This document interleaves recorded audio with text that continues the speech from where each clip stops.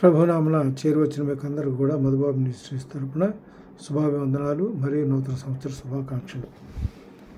దేవుడు ఆత్మ కనుక ఆయన ఆరాధించడం ఆత్మతోనూ సత్యంతోనూ ఆరాధించుకుందాం. ఇవాళ పాఠ్యాంశం ఏంటంటే 2 కొరింథీయులకు రాసిన పత్రిక 11వ అధ్యాయం 3వ వచనం. పరస్పరము తనకు యుక్తి చేత హవ్వను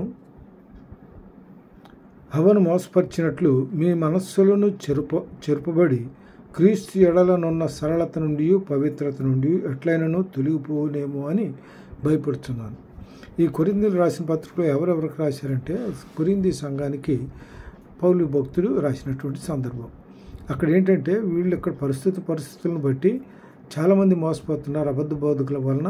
కాబట్టి అట్లా మోసపోకుండా మీరు జాగ్రత్తగా ఉండాలని ఆయన జాగ్రత్తగా ఉండాలని క్రీస్తు ఎడలనున్న సరళత నుండి పవిత్రత నుండి ఎట్లయినను తొలగిపోవునేమోనని భయం ఆయనకి. సరళత నుండి పవిత్రం క్రీస్తు పట్ల వారికి ఉన్నట్టు విశ్వాసం నుంచి ఆమెను తొలగిపోతారు అనే భయంతో వీళ్ళకి కొరింథీ సంఘానికి పౌలు భక్తుడు ఉత్తరం రాశాడు. దీనిలో పవిత్రత నుండి తొలగిపోకుండా నిమిత్తం ఎవరు తొలగిపోయారు? సర్పం తన కుయుక్తి చేత హవ్వను మోసపుచ్చినట్లు. సర్పం ఏం చేసి తన కుయుక్త హవ్వను మోసం చేసి ఆ పండు తినిపి జీవం వృక్షం నుంచి పండు తినేలా చేసింది. అది ఎట్లా చేసిందంటే తన దగ్గరికి అక్కడికి వచ్చేసి ఏం చేస్తుందంటే ఆ ఆదికాండ 3వ అధ్యాయంలో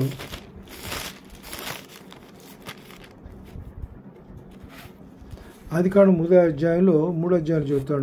3వ అధ్యాయం 4వ వచనం చూద్దాం. 3వ అధ్యాయం 4వ వచనం. అందుకు సర్పం మీరు చావనే చావరు, ఏలైనగా మీరు వాటిని తిని దినమున మీ కన్నులు తెరవబడును,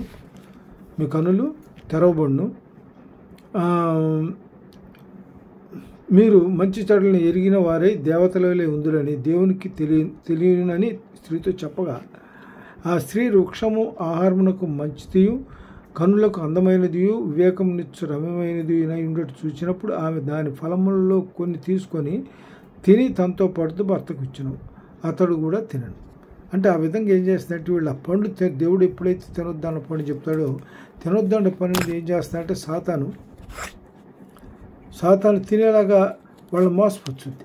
సాతాను తినేలాగా వాళ్ళు మోసపుచ్చి పండు తినేలాగా చేస్తుంది అనమాట. అది ఆ విధంగా సాతాను మోసపోయినట్లుగా మీరు కూడా పవిత్రతలో నుండి విశ్వాసం నుండి పరిస్థితుల్లో నుండి ఎక్కడైనా మోసపోతారని భయంతో ఈ కొరింథీయులకు రాసిన పత్రికలో పౌలు కొరింథీ బిడ్డలు కాదు కొరింథీలోని విశ్వాసులందరికీ కూడా రాసినటువంటి సందర్భం. కొరింథీలోని విశ్వాసులందరూ రాసిన సందర్భం. దీనిలో ఇక్కడ ఏంటంటే లేవీయులు రాసిన గ్రంథం 11వ అధ్యాయం 44వ వచనంలో చూస్తే లేవి 11వ అధ్యాయం 44వ వచనంలో చూస్తే 44లో వచ్చిన ఏం చెబుతాయంటే, నేను మీ దేవుడినైన యెహోవాను, నేను పరిశుద్ధులను కనుక మీరును పరిశుద్ధులై ఉండినట్లు మిమ్మల్ని మీరు పరిశుద్ధపరచుకునే వాళ్ళను. నేను పరిశుద్ధుడై ఉన్నట్లు మీరు కూడా పరిశుద్ధుడైన చెప్పి దేవుడు మనకు సెలవిస్తాడు. నేను మీ దేవుడినైన యెహోవాను, నేను పరిశుద్ధులను కనుక మీరు పరిశుద్ధులై ఉండినట్లు మిమ్మల్ని మీరు పరిశుద్ధపరచుకునే వాళ్ళను. నేల మీద ప్రాకు జీవరాశులలో దేని వలనను మిమ్మల్ని మీరు అపవిత్రపరచుకోకూడదు. నేలరాశుల్లో ఉన్నట్టు వాటి మీద దేని వలన కూడా మీరు అపవిత్రపరచుకోవద్దు. అందుకని మీరు ఎట్లా ఉండాలని కోరుకుంటున్నాడు? పవిత్రులుగా ఉండాలని కోరుకుంటున్నాడు. ఇక్కడ దీనిలో లోకాసు వార్త 6:36 చూద్దాం. లోకాసు వార్త 6వ అధ్యాయం 36వ వచనంలో 6వ అధ్యాయం 36వ వచనంలో ఏం చెప్తారంటే, కాబట్టి మీ తండ్రి కనికరం గలవాడై ఉన్నట్లు మీరును కనికరం గలవారై ఉండుడి. తీర్పు తీర్చకుడి, అప్పుడు మిమ్మల్ని గూర్చి తీర్పు తీర్చబడదు. నేరం మోపకుడి, అప్పుడు మీ మీద నేరము మోపబడదు. క్షమించుడి, అప్పుడు మీరు క్షమించబడుదురు. ఇయుడి, అప్పుడు మీకు ఇవ్వబడును. అణచి కుదిలించి దిగజారునట్లు నిండు కొలతను మనుషులు మీ ఒడిలో కొలుతురు. మీరు ఏ కొలత కొలుతురో ఆ కొలతనే మీకు మరలా కొలవబడును. ఎప్పుడైతే మనం పరిశుద్ధులుగా ఉంటామో ఎదుటి వాళ్ళ పట్ల కూడా ఎట్లా ఉంటామంటే నెమ్మది కలిగి ఉంటాం, సమాధానం కలిగి ఉంటాం, ప్రేమ కలిగి ఉంటాం. అందువల్ల ఏంటంటే ఎదుటి వాళ్ళ గురించి గబక్కన మనం తీర్పు తీర్చు అప్పుడు మిమ్మల్ని గురించి తీర్పు తీర్చబడుతుంది. ఇప్పుడు ఏదైనా సరే ఒక విషయంలో మనం ఎదుటి వాళ్ళని మనం విమర్శించినట్లయితే వాళ్ళు కూడా మనల్ని విమర్శించేటువంటి పరిస్థితి ఉంది. అందువల్ల ఇక్కడ మనం చిన్న విషయం ఏంటంటే ఎదుటి వాళ్ళని మనం గౌరవించాలంటే వాళ్ళతో ఎట్లా ఉండాలంటే ప్రతి విషయంలో కూడా నెమ్మది కలిగి, సమాధానం కలిగి, ప్రేమ కలిగి, ప్రేమతత్వాన్ని కలిగి ఉండాలి.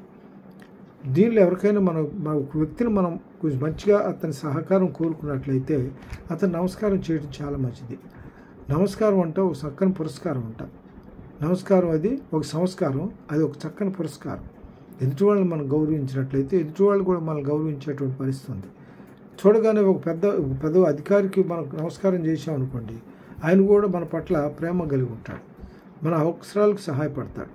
అందువల్ల ఏంటంటే మనం ఎప్పుడు కూడా సంస్కారం అనేటువంటి సంస్కారం కలిగి, సభ్యత కలిగి మనం నడుచుకుంటే సమాజంలో మనకు మేలు జరుగుతుంది. తర్వాత దీనిలో ఇంకోటి ఏంటంటే లోకాసు వార్త తర్వాత 6 తర్వాత మొదటి పేతురు 1వ అధ్యాయం, పేతురు రాసిన మొదటి పత్రిక 1వ అధ్యాయం 15-16 వచనాలు చూద్దాం. 15-16 వచనాలు. కాగా మీరు విధేయులకు పిల్లలై మీ పూర్వపు అజ్ఞాన దశలో మీ కుండిన ఆశలను అనుసరించి ప్రవర్తింపగా. మీరు ఎట్లా ఉండాలి? విధేయులైనటువంటి పిల్లల్లాగా ఉండాలి. పిల్లల్లాగా విధేయత కలిగి ఉండాలి. దేవుడు కూడా ఎంతో తగ్గించుకున్నాడు, తను రిక్తం చేసుకున్నాడు. శిలువ మరణం పొందినంతగా విధేయత చూపించాడు. విధేయత సభ్యత సంస్కారాలకి మూల కారణంగా విధేయత ఉంటుంది. విధేయత కలిగిన వాడు సభ్యత సంస్కారం కూడా కలిగి ఉంటాడు.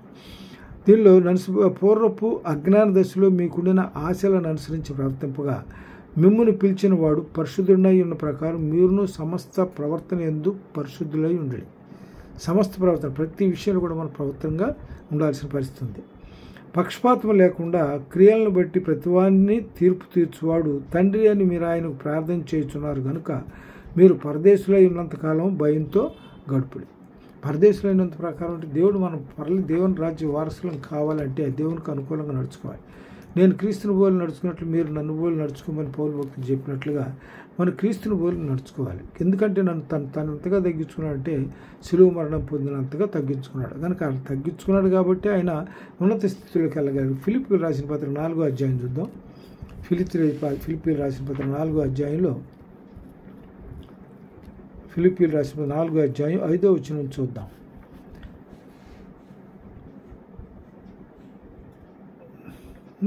రెండో అధ్యాయం ఫిలిప్పీయులు రాసిన 2వ అధ్యాయం 5వ వచనం నుంచి.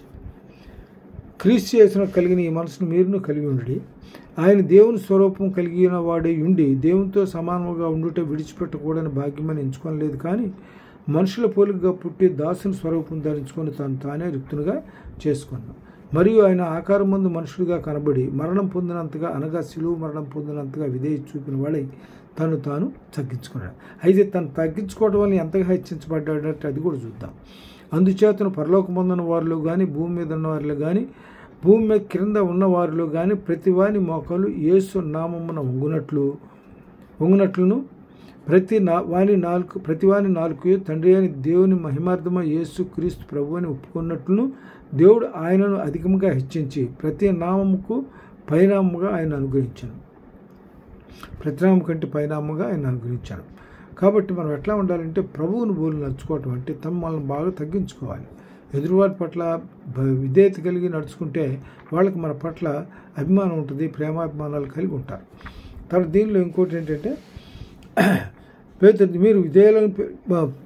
మీరు విధేయులైన మొదటి పేతురు 1వ అధ్యాయం 15-16. మొదటి పేతురు 1వ అధ్యాయం 15-16 వచనాల్లో కాగా మీరు విధేయులకు పిల్లలై మీ పూర్వపు అజ్ఞాన దశలో మీకున్న ఆశలను అనుసరించి ప్రవర్తింపక మిమ్మల్ని పిలిచిన వాడు పరిశుద్ధుడై ఉన్న ప్రకారం మీరును సమస్త ప్రవర్తన యందు పరిశుద్ధులుగా ఉండాలి.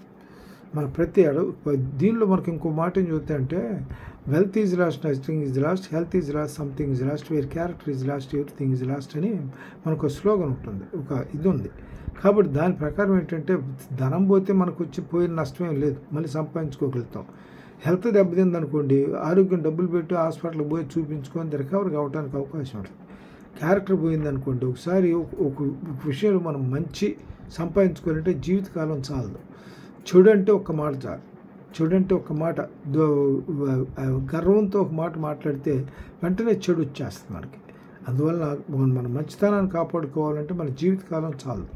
అందువల్ల ప్రతి విషయంలో కూడా మనం ఎట్లా ఉండాలి, మళ్ళీ జాగ్రత్తగా ఉండాలి. ప్రవర్తన ఎందుకు పరిశుద్ధంగా ఉండడానికి ప్రయత్నం చేయాలి, ప్రయాసపడాలి. ప్రయత్నం చేయటం కాదు, ప్రయాసపడాలి మనం.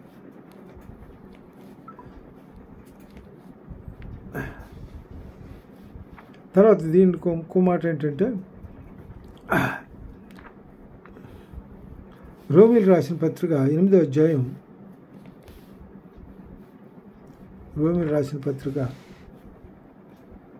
8వ అధ్యాయం, రోమీలు రాసిన పత్రిక 8వ అధ్యాయం 28వ వచనం నుంచి చూద్దాం. 8వ అధ్యాయం 28వ వచనం. దేవుని ప్రేమించు వారికి అనగా ఆయన సంకల్పం పిలువబడి వారికి మేలు కలిగే సమస్తం సమకూడి జరుగుతున్నవని ఎరుగుదు. మనం ఏంటంటే ఆయన మనల్ని ప్రేమించాడు కాబట్టి మనం ఆయన్ని ప్రేమించి భద్రమై ఉన్నాం. కనుక దేవుని ప్రేమించు వారికి ఆయన అనగా సంకల్పం పిలువబడిన వారికి మేలు కలిగే సమస్తం సమకూడి జరుగుతున్నవని ఎరుగుదాం. ఎందుకనగా తన కుమారుడు అనేక సహోదరులు జ్యేష్ఠుడగినట్లు దేవుడు ఎవరిని ముందుగా ఎరిగినో వారిని తమ కుమారునితో సారూప్యం గల వారినిగా ముందుగా నిర్ణయించాను. ఎవరిని ముందుగా నిర్ణయించినో వారిని పిలిచాను, ఎవరిని పిలిచినో వారిని నీతిమంతులుగా తీర్చాను, ఎవరిని నీతిమంతులుగా తీర్చినో వారిని మహింపరిచాను.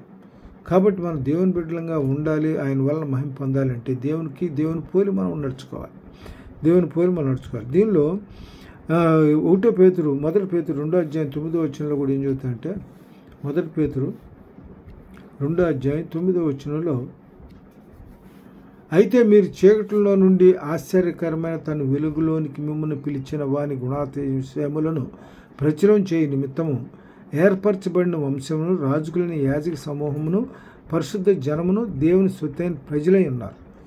మనం ఎవరు అంటే దేవుని సొత్తైన ప్రజలమై ఉన్నాం, దేవుని సొత్తైనటువంటి ప్రజలంగా ఉన్నాం. మనం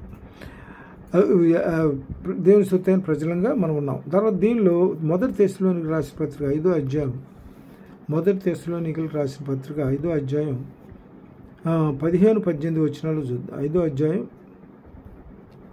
15 నుంచి 18 వచనాలు చూద్దాం.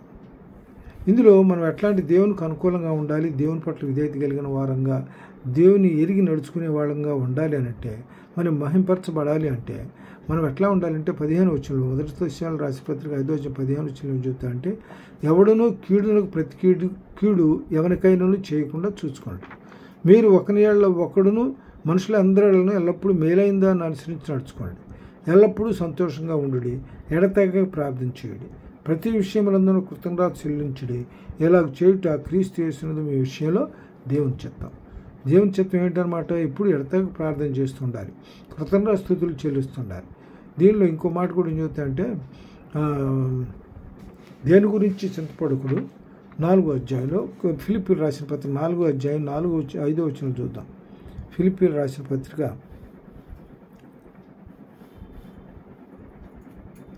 4వ అధ్యాయం 5-6 వచనాలు చూద్దాం. 6వ వచనం చూద్దాం. 5-6 కూడా, నీ సహనమును సకల జనులకు తెలియబడనీయుడి, ప్రభువు సమీపంగా ఉన్నాడు. దేని గురించి చింతపడకుడు కానీ ప్రతి విషయంలోనూ ప్రార్థన విజ్ఞాపనల చేత కృతజ్ఞపూర్వక మీ నొప్పులు దేవుని తెలియచేయండి. అప్పుడు సమస్త జ్ఞానం మించిన దేవుని సమాధానం యేసుక్రీస్తు వల్ల మన హృదయములకు తలంపులకు కావలేడు. కాబట్టి మన దేని గురించి చింతపడొద్దు. మనకున్నటువంటి ఇబ్బందుల్ని దేవుని దృష్టిలో ప్రతి చిన్న విషయం కూడా ప్రార్థన విజ్ఞాపనలతో కృతజ్ఞపూర్వక సందులు విన్నయించుకోమని దేవుడే చెబుతున్నాడు. అడుగుడు ఇచ్చేదను, తట్టుడు తీయబడిన, వెతుకుడు దొరికిన గొప్ప తండ్రి అడుగు ప్రతివానికి ఇస్తానంటున్నాడు. ఏ కుదువు లేకుండా సమస్తం ధారాళంగా ఇవ్వగలిగినటువంటి శక్తివంతుడైన గొప్ప తండ్రి ఆయన. అందువల్ల ఏంటంటే మనం ఏది కూడా దేని గురించి చింతపడాల్సిన పనిలే. మన పనుల భారం అంతా యెహోవా మీద మోపు. దీనిలో 16:3 సామెత 16:3 ఏం చెప్తాడు, నీ పనుల భారం యెహోవా మీద మోపము, ఆయన ఉద్దేశాలు స్వరపరుస్తారని జరిపించాడు. తర్వాత కీర్తనలు 55:22 కూడా ఏం చెబుతాడంటే, నీ పనుల భారంను యెహోవాకు అప్పగించుకునము, ఆయనే నిన్ను ఆదుకుంటాడని కూడా దానిలో వాక్యం సెలవిస్తూ ఉంది. కాబట్టి ఏంటంటే మన ప్రతి అవసరతను బట్టి కూడా, మనకు చిన్న అవసరం, ప్రతి చిన్న అవసరత, పెద్ద అవసరత ఏది ఉన్నా సరే మన దృష్టిలో పెద్దదై ఉండొచ్చు, దేవుని దృష్టిలో చిన్నదే. ఎందుకంటే సర్వోన్నతుడు, సర్వశక్తిమంతుడు కనుక. కాబట్టి మనం ఏంటంటే ప్రతి చిన్న విషయం కూడా ఆయన ఎప్పుడు కూడా ఎవరిని తృణీకరించాడు కాదు. ఆయన ఏమంటాడు, నేను తృణీకరించు వాళ్ళని తృణీకరిస్తాను, దాన్ని తృణీకరిస్తారని సెలవిచ్చాడు ఆయన. వాళ్ళని ఎన్నటినీ జ్ఞాపకం చేసుకోవడానికి కూడా సెలవిస్తాడు. అందువల్ల మనం ఏ విషయం కూడా విశ్వాసంతో అధికారానికి లోబడి మనకున్నటువంటి ప్రతి సమస్య దేవుని ముందు విన్నవించుకున్నట్లయితే సమస్త మనకు అవసరాలను తీర్చగలిగినటువంటి గొప్ప తండ్రి ఆయన. అందువలన దీనిలో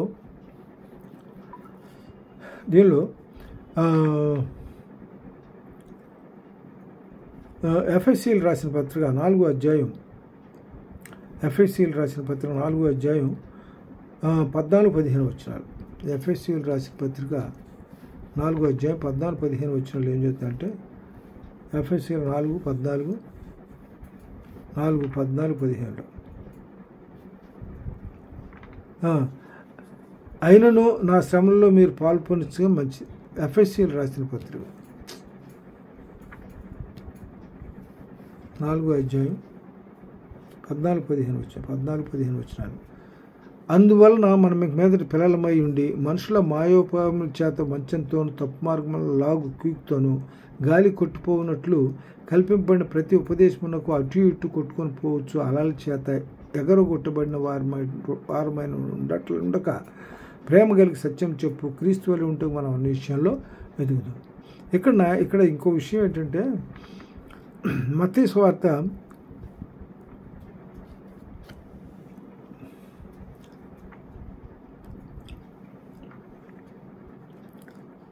24:24 ఏం చెబుతాడంటే ఒకసారి చూద్దాం. ఇక్కడ ఎవరి నుంచి మోసపోవద్దని చెప్తున్నాడు. మత్తయి సువార్త 24:24 మత్తయి సువార్త 24వ అధ్యాయం 24 వచనంలో చూస్తే, అబద్ధపు క్రీస్తులను అబద్ధ ప్రవక్తలను వచ్చి సాధ్యమైతే ఏర్పరచబడే వారిని సైతం మోసపరచుటకై గొప్ప సూచక్రియలు చేస్తా అంట. ఏర్పరచుకునే వాళ్ళు ఏం చేస్తే వాళ్ళని మోసపరచడం కోసం సూచక్రియలు చేస్తాడు. అందులో 5వ వచనంలో మత్తయి సువార్త 5వ వచనంలో కూడా ఏం చెప్తాడంటే, 5వ వచనంలో అనేకులు నా పేరట వచ్చి నేనే క్రీస్తునని చెప్పి పలువురిని మోసపుచ్చారు. అందువల్ల మనం ఇక్కడ ఏమన్నా 4వ వచనంలో ఏం చెబుతుంటే, ఎవరు వారితో ఇట్లాను ఎవడనూ నిన్ను మోసపరచకుండా చూసుకోమంటాడు. కాబట్టి వీళ్ళు ఏమన్నా అనేకులు నా పేరట వచ్చి నేను క్రీస్తునని చెప్పి పలువురు మోసపరిచారు. కాబట్టి 4వ వచనంలో ఏం చెబుతుంటే, వారితో ఇట్లాను ఎవడనూ మిమ్మల్ని మోసపరచకుండా జాగ్రత్తగా చూసుకోవాలి. ఇక్కడ ఎట్లా ఉందంటే, బుద్ధి జ్ఞానం సర్వసంపదలు ఆయనలోనే గుప్తామని. కాబట్టి అందులో కొలసీలు రాసులు చెప్తారు. కాబట్టి మనం ఏంటంటే, మనకు దేవుని యొక్క జ్ఞానం గొప్ప జ్ఞానం, కాబట్టి దాన్ని బట్టి దేవుని మీద మనం ఆధారపడాలి. ఎవరు మనుషుల మీద ఆధారపడటానికి లేదు. మనుషుల నమ్మటి కంటే కూడా యెహోవాను ఆశ్రయించడం మేలు, రాజుల నమ్మటి కంటే కూడా యెహోవాను ఆశ్రయించడం మేలు. తర్వాత దీనిలో 2వ దినవృత్తాంతాలు 26వ అధ్యాయం 16 వచనం చూద్దాం. 2వ దినవృత్తాంతాలు 26వ అధ్యాయం 16వ వచనంలో ఇక్కడ ఎవరిని గురించి చెబుతాడంటే, ఈ ఉజ్జయాని గురించి చెప్తాడు. ఇక్కడ దేవుని ఆశ్రయించకుండా వాళ్ళు సుబుద్ధిని ఆధారం చేసుకొని దేవుని తృణీకరించిన వారి గురించి ఇక్కడ దీనిలో కొన్ని విషయాలు, దేవునికి అంగీకరించి దేవునికి లోబడిన వాళ్ళు విషయంలో దేవుడు ఎన్ని మంచిగా గొప్ప కార్యాలు చేశాడు దాని గురించి ఇక్కడ చూద్దాం. ఇక్కడ ఎప్పుడు కూడా మనం దేవునికి దూరంగా ఉండకూడదు. అంటే దేవుని దూరంగా ఉండకూడదు అంటే దేవునికి మనం దగ్గరగా ఉండాలి. ఇప్పుడు కూడా దగ్గరగా ఉండటం అంటే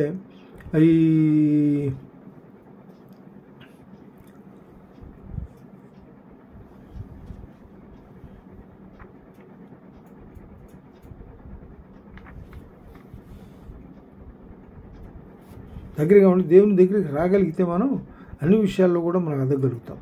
ఇక్కడ దీనిలో ఇంకో మాట ఏం చెబుతాడంటే,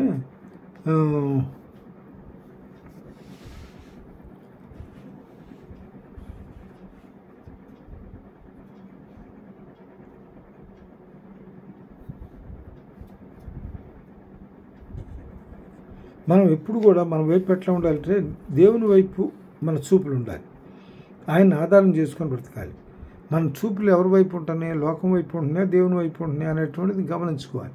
మనం ఆత్మ పరిశీలన చేసుకోవాలి. ఎప్పటికప్పుడు దేవునికి లోబడి దేవునిగా జీవించడానికి మనం ఎప్పుడు కూడా అడుగు ముందుకు వేయాలి తప్ప వెనక అడుగు పడకూడదు. తర్వాత దీనిలో ఇంకోటి ఏంటంటే,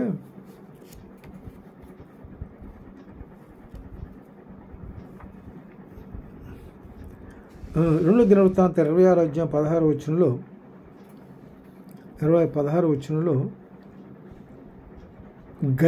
గర్వించిన ఉజ్జియా కుష్ఠరోగంతో మొత్తపడ్డాడు. అంటే దేవుడు ఏం చేస్తాడంటే దీనిలో మొట్టమొదటి వాక్యం చూసినట్లయితే 2 మొదటి వచనంలో చూసినట్లయితే ఇతను ఎవరంటే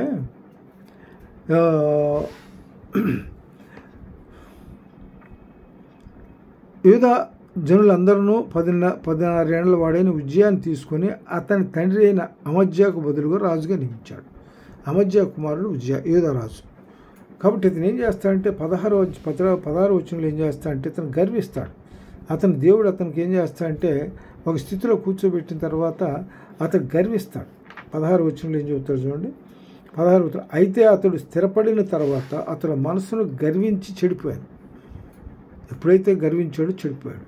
తర్వాత ధూప పీఠము మీద ధూపం వేయుటకై యెహోవా మందిరంలో ప్రవేశించి తను దేవుడైన యెహోవా మీద ద్రోహము చేయగా యాజకుడైన అజర్యాయు అతనితో కూడా ధైర్యవంతులైన యెహోవా యాజకులు 80 మంది అతని వెంబడి లోపలికి పోయి వారు రాజైన ఉజ్జియాని ఎదిరించి, ఉజ్జియా యెహోవాకు ధూపం వేయుటకై ప్రతిష్ఠితపడిన అహరోను సంతతి వారని యాజకులు పనియే గాని నీ పని కాదు. పరిశుద్ధ స్థలంలో నుండి బయటికి పోము, నీవు ద్రోహం చేసి ఉన్నావు. దేవుడని యెహోవా సన్నిధిని ఇది నీకు ఘనత కలుగ చేయదని చెప్పగా వాళ్ళు లెక్క చేయాలి. హిజ్కియా ఏం చేశాడు? లెక్క చేయాలి. ధూపం వేసే కార్యక్రమం ఎవరిది? లేవీయులకు అప్పగించబడింది. కాబట్టి ఇతను వేయటానికి పోతే వీళ్ళందరూ కూడా వ్యతిరేకిస్తాడు. అయినా వ్యతిరేకించినట్టు ఇతను ఏం చేస్తాడంటే ద్రోహం చేస్తున్నామని చెప్పి గద్దిస్తాడు. గద్దించినా కూడా ఇతను లెక్క చేయడు. 18-19 వచనాల్లో 19 వచనం కూడా చూద్దాం. ఉజ్జియా ధూపం వేటు ధూపార్తిని చేత పట్టుకుని రౌద్రుల యాజకుల మీద కోపం చూపాడు. యెహోవా మందిరంలో ధూపపీఠం ప్రక్కన అతడు ఉండగా యాజకులు చూస్తూనే ఉన్నప్పుడు అతను నొసట కుష్ఠరోగం పుట్టన. దేవునికి విరోధంగా రూపింపబడిన ఏ ఆయుధం కూడా వర్ధిల్లదు. ఆలోచన కానీ జ్ఞానం కానీ వివేచన కానీ ఏది వర్ధిల్లదు. దేవుడు దానికి అంగీకరించడు. దేవుడికి లోబడిన వాళ్ళ పట్ల, దేవుడి పట్ల యథార్థ కలిగిన వాటి పట్ల ప్రేమ కలిగి ఉంటాడు. కానీ దేవుడిని ఎప్పుడైతే నిర్లక్ష్యం చేస్తాడో, లెక్కలేనితనంగా వ్యవహరిస్తాడో ఆయన పట్ల దేవుడు విరోధంగా ఉంటాడు. తర్వాత దీనిలో ఇంకో విషయం చెప్తా. దీనిలో దేవునికి లోబడిన వాళ్ళలో దావీదును కూడా తీసుకున్నట్లయితే 2 శామ్యూయలు 5వ అధ్యాయంలో దావీదును తీసుకున్నట్లయితే 5వ అధ్యాయంలో 10వ వచనం 5వ అధ్యాయం 10వ వచనంలో దావీదు అంతకంతకు వర్ధిల్లును, సైన్యములకు అధిపతికి యెహోవా అతనికి తోడు ఏంటను. కాబట్టి దావీదు ఎందుకు అంతగా వర్ధిల్లాడు? దావీదు దేవునికి లోబడి ఉన్నాడు. దీనిలో కీర్తనలు 89వ అధ్యాయంలో చూద్దాం. 26-20 చూసినాలో చెప్తే 89వ అధ్యాయం 26 నుంచి కీర్తనలు 89వ అధ్యాయం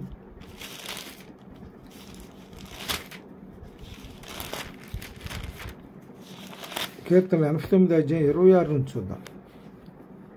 26 నుంచి చూస్తే దావీదు దేవుడిని ఏమంటాడంటే, నీవు నా తండ్రివి, నా దేవుడువు, నా రక్షణ దుర్గము అని అతడు నాకు మొరపెట్టాను. కావున నేను అతను నా జ్యేష్ఠ కుమారునిగా చేయుదును, భూరాజుల్లో అత్యున్నతునిగా నుంచెదను. నా కృప నిత్యం అతను తోడుగా నుండి చేసేదను. నా నిబంధన అతనితో స్థిరముగా నుండి శాశ్వత కాలం వరకు అతని సంతానమును ఆకాశమునంత వరకు అతని సింహాసనం నేను నిలిపేదను. అతని కుమారులు నా ధర్మశాస్త్రం విడిచి నా న్యాయ విధులను ఆచరింపని ఎడల వారిని కట్టడలను అపవిత్రపరిచిన ఎడల నా ఆజ్ఞలను గైకొనని ఎడల నేను వారిని తిరుగుబాటు దుండగులతోనూ వారి దోషముల దెబ్బలతోనూ వారిని శిక్షించాను. అంతేగాని నిబంధన మీరి ఇంకేం చేయను అంటాడు. ఎందుకంటే అతని సింహాసనం ఎట్లా ఉంటుంది? కుమారుల సింహాసనం కుమారుల వరకు ఉంటుంది, సూర్యుడు చంద్రులంత వరకు ఉంటుంది. వాళ్ళు సింహాసనం స్థిరపరుస్తానని చెప్పి సెలవిస్తాడు. ఎందుకంటే ఈయన దేవుడు నా తండ్రి, నా దేవుడు అని చెప్పి ఈయన ఎప్పుడైతే దేవుడిని వేడుకుంటాడు అంటే ఎప్పుడు కూడా, అందుకని దావీదుని ఏమో హృదయానుసారుడు దేవునికి హృదయానుసారుడుగా దేవుడే చెప్తాడు అక్కడ మనకి. తర్వాత దీనిలో ఇంకోటి ఏంటంటే, ఇంకొక విషయం తీసుకుంటే యేసోబుని గురించి కూడా తీసుకుంటే ఆదికాండం 39వ అధ్యాయంలో 2-3 వచనాలు చూద్దాం. ఆదికాండం 39వ అధ్యాయం 2-3 వచనాల్లో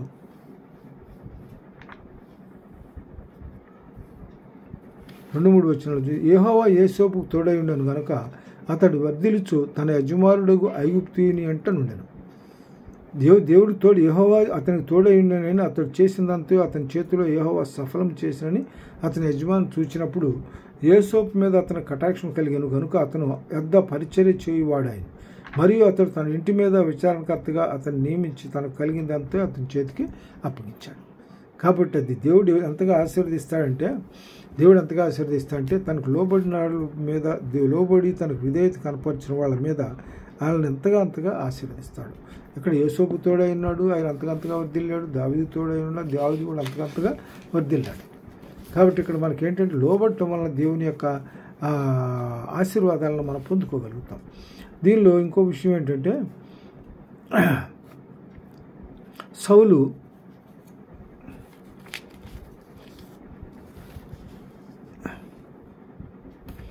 విషయం తీసుకుంటుంది. అపోస్తుల కార్యం 9వ అధ్యాయం 1-18 వచనాల్లో, అపోస్తుల కార్యం 9వ అధ్యాయం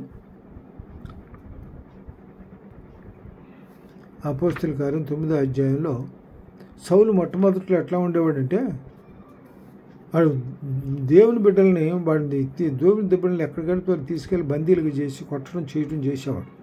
అలాంటి వాడిని దేవుడు ఎంతగా ఉపయోగించుకున్నాడంటే అపోస్తుల కార్యం 9వ అధ్యాయంలో అపోస్తుల కార్యం 9వ అధ్యాయంలో ఏం చెబుతుందంటే సౌలు మార్గమును వదిలి, అంటే వంకర మార్గం, అంతకుముందు వంకర మార్గంలో నడుచుకున్న సౌలు, వంకర మార్గంలో నడుచుకున్న సౌలు ఏంటంటే తన వంకర మార్గాన్ని వదిలి తినదాయనని వీధిలో గుండి వచ్చిన తర్వాత అతడు దేవుని చేత మొత్తబడిన తర్వాత ఆయన అక్కడ ఏం చేస్తాడంటే మొత్తబడి పడిపోతే చూపు తగ్గిపోద్ది. అప్పుడు ఈయనకేమని చెబుతాడు, అక్కడ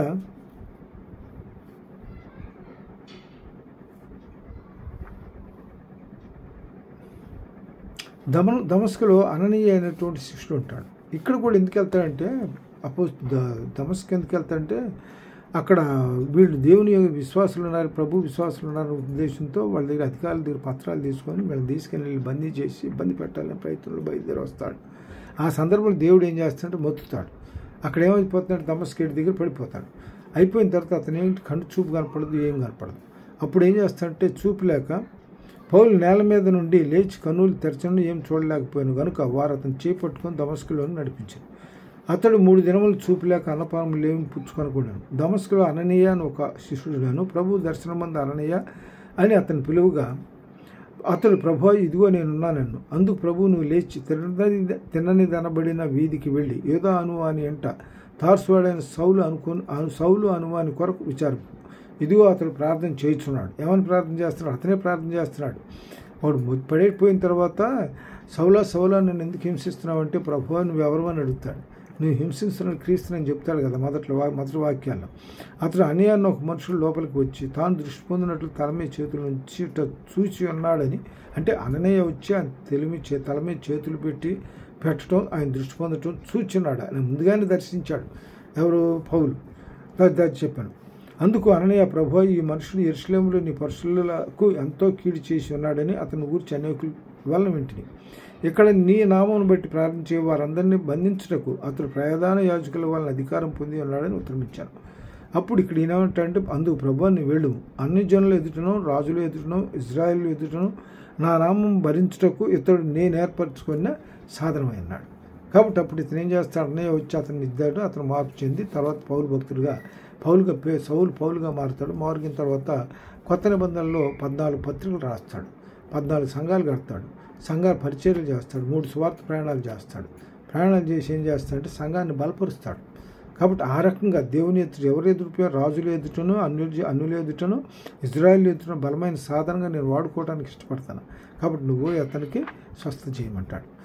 అట్లా ఆ విధంగా అతను సౌలు కూడా పౌలుగా మార్చబడి దేవుని పరిచర్యలో బాగా, ఎందుకంటే తను అప్పుడైతే విధేయతలోకి వచ్చాడు, తగ్గించుకున్నాడు, దేవునికి లోబడ్డాడు, అప్పుడు గొప్పగా ఆశీర్వదించబడ్డాడు. తర్వాత ఇంకోటి ఏంటంటే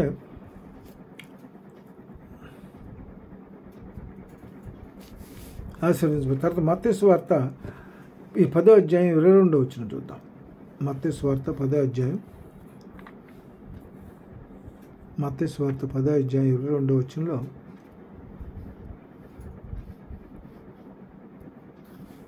మీరు నా నామము నిమిత్తము అందరి చేత దేశం పడదు అంతము వరకును సహించిన వాడు రక్షించవాడు.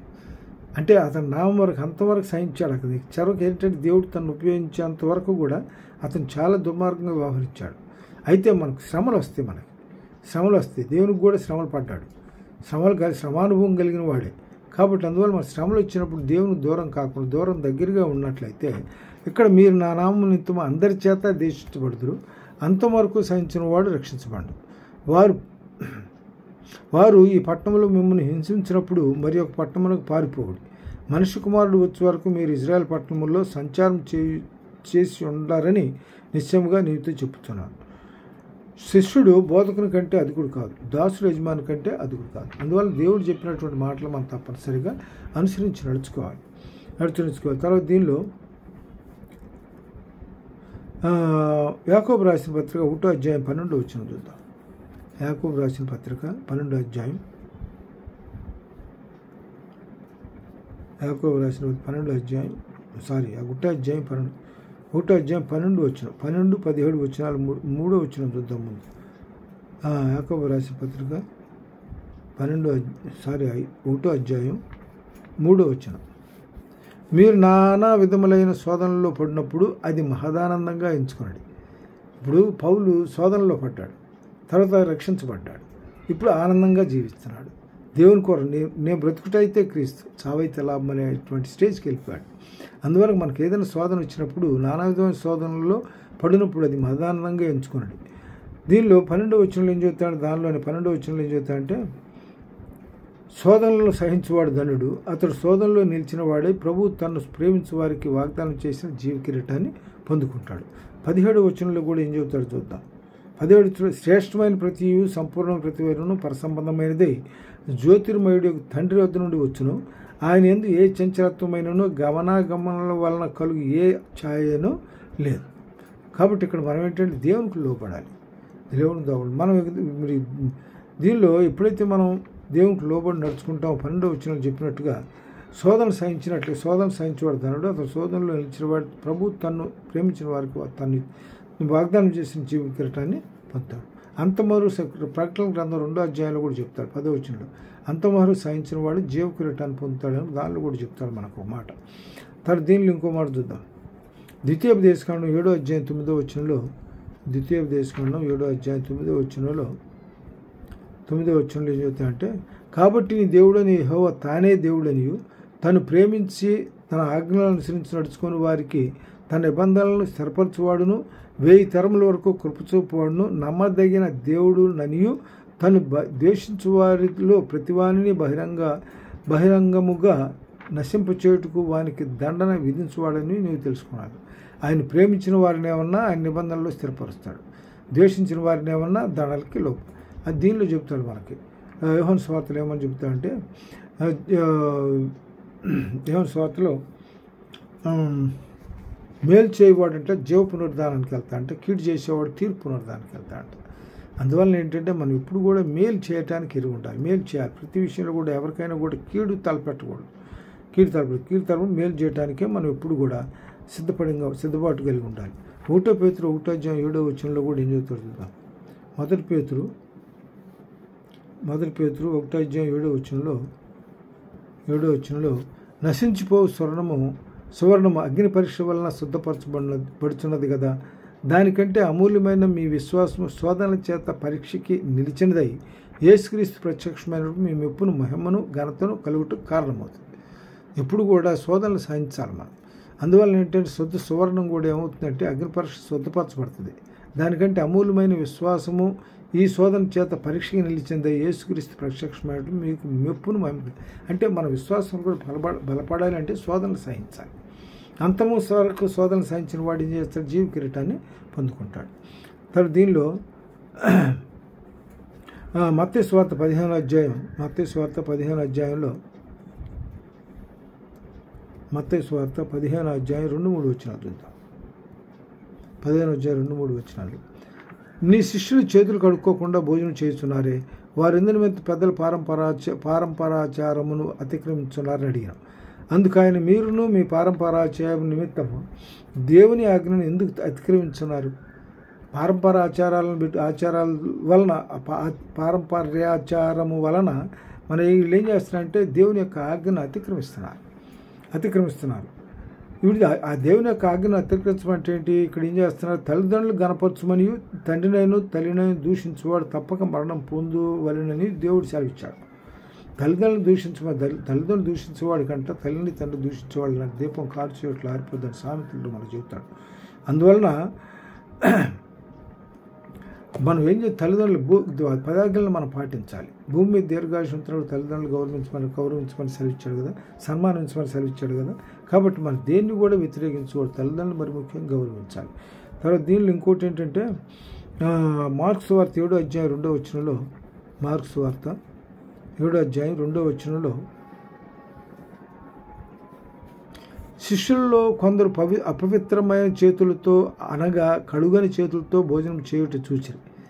అంటే భోజనం ఇక్కడ దీనిలో ఇంకో మాట ఏంటి అంటే చేతులు కడుక్కోకుండా యూదులు ఏం చేస్తారంటే వీళ్ళంతా వీళ్ళకు ఆహార అలవాట్లు ఏంటంటే పరిసయ్యులను యూదులను పెద్దల పారంపరాచారమును బట్టి చేతులు కడుక్కుంటేనే కానీ భోజనం చేయరు. మరియు వారి సంత నుండి వచ్చినప్పుడు నీళ్లు చల్లుకుంటేనే కానీ భోజనం చేయరు. ఇదిగాక గిన్నెలను, కుండలను, ఇత్తడి పాత్రలను నీళ్లతో కడుగుట మొదలగు అనేక ఆచారములను వారు పాటిస్తారు. అంటే బయట నుంచి వచ్చినప్పుడు ఏమైనా శుభ్రంగా చేతులు కడుక్కొని భోజనం చేయరు. అదేవిధంగా ఏం చేస్తారంటే ఆ శిశువులు పవిత్రం చేతులతో కడుక్కొని చేతులతో భోజనం చేయడం చూస్తారు.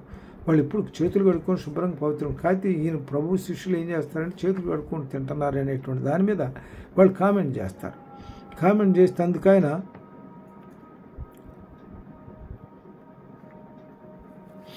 వాళ్ళు ఏం చేస్తారు, అందుకేమంటారంటే మానవులు కల్పించిన పద్ధతులు దేవోపదేశములు బోధించు నన్ను వ్యర్థముగా ఆరాధించుదురు అని వ్రాయబడినట్లు వేషధారులని మిమ్మల్ని గురించి యెషయా ప్రవచించినది సరియే. మీరు దేవుని ఆజ్ఞలను విడిచిపెట్టి మనుషుల పారంపరాచారం కనుక్కుంటున్నారు. దేవుని ఆజ్ఞలను వదిలిపెట్టి ఏం చేస్తున్నారు, మనుషుల పారంపరాచారాలని ఆచారాల చొప్పున వీళ్ళు నడుచుకుంటున్నారు. అందువల్ల దీనిని ఇంకోటి ఏంటంటే కొలసీలు రాసిన పత్రిక 2వ అధ్యాయం 8వ వచనంలో ఏం చెబుతుందంటే కొలసీ రాసిన పత్రిక 2వ అధ్యాయం 8వ వచనంలో ఆయనను అనుసరింపక మనుషుల పారంపర్యాచారము అనగా ఈ లోక సంబంధమైన మూలపాఠములను అనుసరించి మోసకరమైన నిరర్ధకమైన తత్వజ్ఞానం చేత మిమ్మల్ని చెరపట్టుకొని పోవు వాడు ఎవడైనా ముడునేమోనని జాగ్రత్తపడి. అంటే వీళ్ళ పారంపరాచారాలను బట్టి ఏం చేస్తారంటే వీళ్ళు మోసపోతారు. ఇక్కడ ఈ లోకేచ్ఛలకు లోబడి నడుచుకోవటం వలన ఇక్కడ ప్రజల వలన మోసపుచ్చుపడి అది నష్టపోవడానికి అవకాశం ఉంది. అందువల్ల ఆ విషయాల్లో జాగ్రత్తగా ఉండమని ప్రభు సెలవిస్తున్నాడు.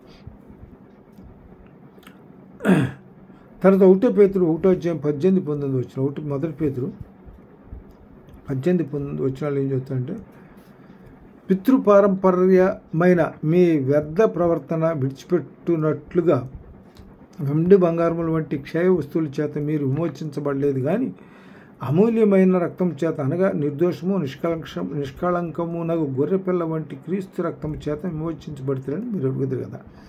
ఎవరి వలన మనకు విమోచన జరిగింది? ప్రభువైన యేసుక్రీస్తు వలన మనకు విమోచన ఉంది. ఈ పారంపరాచారం వలన వీటి వలన మనకు అవి పాటించడం వలన మనకు విమోచన.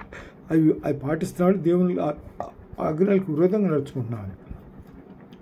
తర్వాత దీనిలో మనం ఎక్కువ ఏం చేయాలంటే మనకి మొట్టమొదటిగా దీనిలో మనకి దేవుని పట్ల మన విశ్వాసం కోల్పోకుండా ఉండాలి అంటే మన పరిశుద్ధత కలిగి ఉండాలి, ప్రార్థనా జీవితాన్ని కలిగి మెలకువ గడి నడుచుకోవాలి. అందువల్ల ఇక్కడ దీనిలో ప్రార్థనలో ఎక్కువ సమయం గడపడం అంటే ఏంటంటే ఫిలిప్పీలు రాసిన పత్రిక 4వ అధ్యాయం 6-7 వచనాల్లో ఫిలిప్పీలు రాసిన పత్రిక 4వ అధ్యాయం 6-7 వచనాలు ఏం చెప్తాయంటే 6-7 వచనాలు దేని గురించి చింతపడకూడదు కానీ ప్రతి విషయంలోనూ ప్రార్థన విజ్ఞాపన చేత కృతజ్ఞపూర్వకం విన్నపాలు దేవుని సన్నిధిలో విన్నవించుకోండి. అప్పుడు సమస్త జ్ఞానమును మించినటువంటి దేవుని సమాధానం హృదయానికి తలంపులకి కావాలి ఉండను. అప్పుడు ఏమవుతుందంటే ఆ సమయంలో ప్రార్థన విజ్ఞాపనతో ప్రార్థనలో ఎక్కువ అవసరం ఉంది. హన్నా ప్రార్థించింది.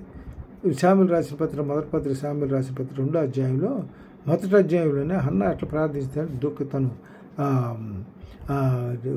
కన్నీరు విడుస్తూ ప్రార్థన చేసింది.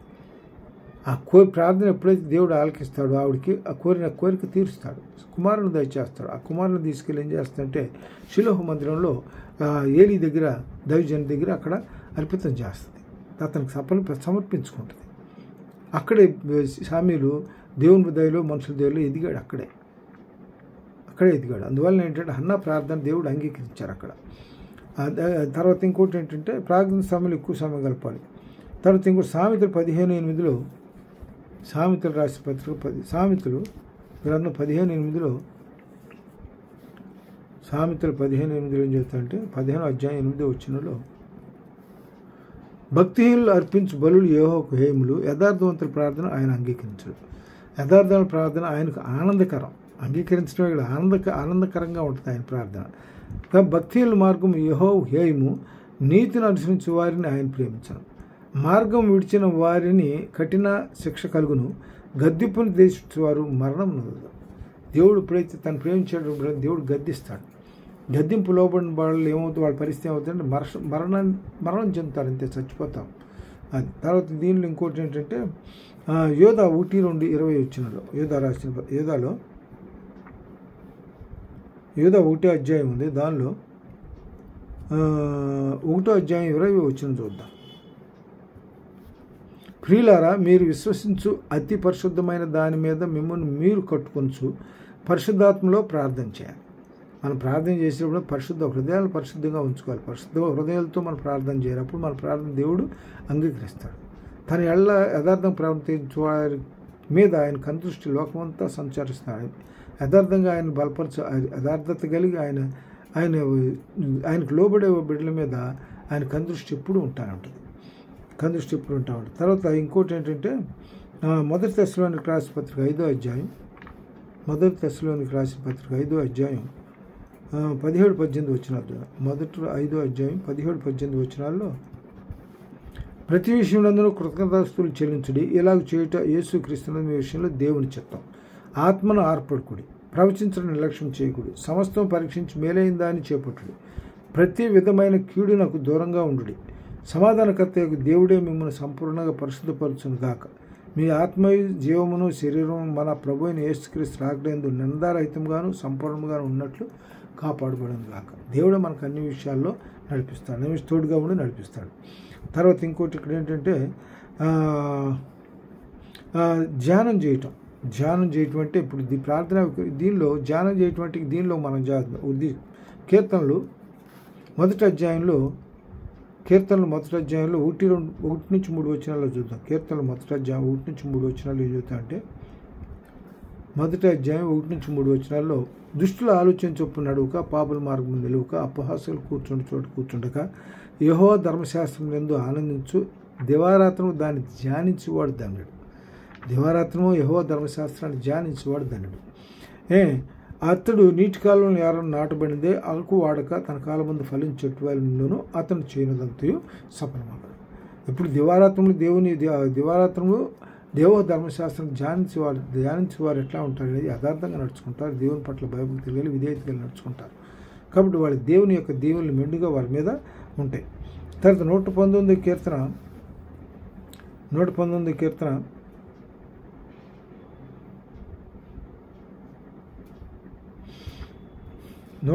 కీర్తన 11 వచనం చూద్దాం.